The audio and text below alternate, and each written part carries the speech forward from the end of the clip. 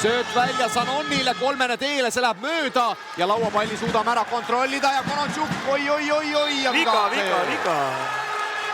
Ja hästi. Vastu pead löök tuleb. Ja Konontšuk sai päris ilusti sealt nüüd putku.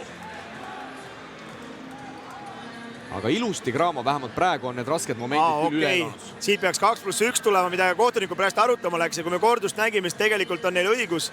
Kas nad nüüd õige otsuse teevad, on hea küsimus, kas tulevad vaatama, sest pall käis juba vasta lauda ära pärast, kui mees kulpi pani, siis enam panna ei tohi. Äkki meil spetsialistid panevad veel ühe korra korduse. Paneme ühe korra veel korduse, vaatame siit. Vaata nüüd, pall käib vasta lauda ära ja siis enam puutuda ei tohi seda. No, siin kõva apelleeriv nimedeks käib.